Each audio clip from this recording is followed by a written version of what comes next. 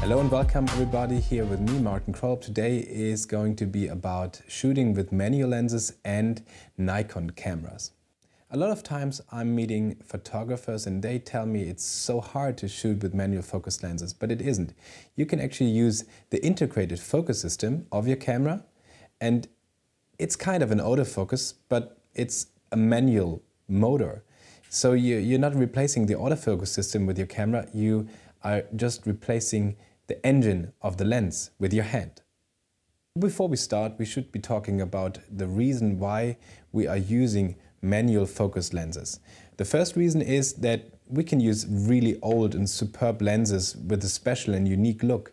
But actually the main reason for us to use them is that we can use superb optical quality lenses. The overall problem in lens development is kind of to find the right balance in between optical quality and functionality. The better a lens gets in optical quality, the heavier it gets. And the autofocus system is kind of a limiting factor in lens development. The motor has to move the glass gets bigger, the motor has to get bigger, and kind of a lot of problems evolving out of that situation. When you leave away the autofocus motor, you can make different lenses. You can use heavier glass, you can use more glass, you can use kind of better constructions. And there's the price. When you give $1,000 to a lens manufacturer, that company is going to split that money into two segments, one for autofocus and one for lens quality, like optical quality. So you don't get a lens which is $1,000 optical quality, you get $500 optical quality and $500 autofocus. If you don't have the autofocus, that company can not just make any more money, but it can use better materials, it can use more materials, it can use more glass, and just make all and put all that money into the optical quality. But let's get back to our focus topic. Modern cameras are using a phase focus detection. It's not the face, it's phase. Let's keep it very simple. We can look at an old camera with a rangefinder. And that rangefinder is going to tell you whether your subject is in focus or not. And additionally, it can tell you whether the focus is in front or behind the subject. If the two sides matches, the subject is in focus. Simple as that. This is kind of how modern cameras and modern focus sensors work. They even do have cross-type sensoric, and they have two dimensions to find the right focus, not only one as a rangefinder.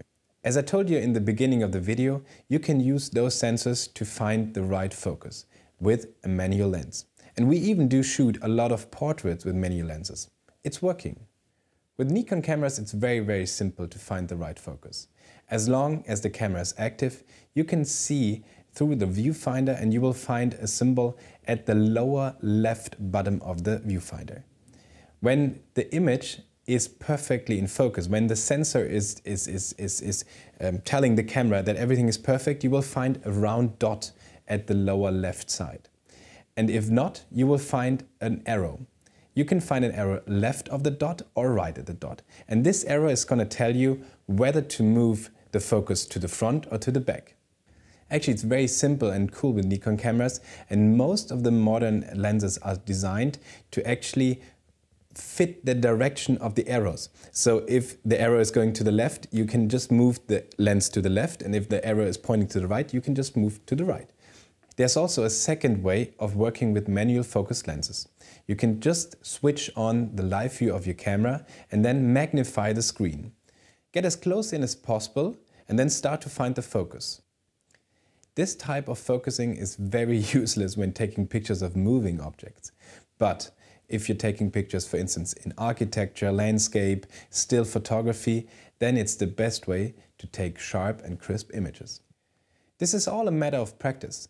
Remember when you first started taking pictures, then the exposure time, the right exposure time, was really hard to find. Now it's very easy. The same thing is going to happen with manual focus lenses. When you start using them, you find it kind of a bit awkward in the beginning, but then you get used to it very quickly, and very soon you will be able to shoot in different and difficult situations with no problems at all. And by the way, When working with specially designed manual focus lenses, the transmission is different than with autofocus lenses. So you can find it at home a bit hard to use manual focus with autofocus lens, but when you're using it with specially designed manual focus lenses, the transmission is so much softer and really perfect to get the right spot with your focus. One trick at the end. Always keep in mind the depth of field of your current settings, because a lot of times you don't have to refocus, you can just keep on shooting. There are a lot of calculator apps for the depth of field for your smartphone. You can just find out how deep the depth of field is and then concentrate on the shot, on the perfect moment. When shooting portraits and you have, for instance, 30 to 40 centimeters depth of field, it's very easy to just keep on taking pictures with no hustle at all. As you can see, there are a lot of reasons to use manual focus lenses, even in 2017. And it's not even hard to focus them. I hope I could help you a bit with this video. Thanks for watching and have fun with photography.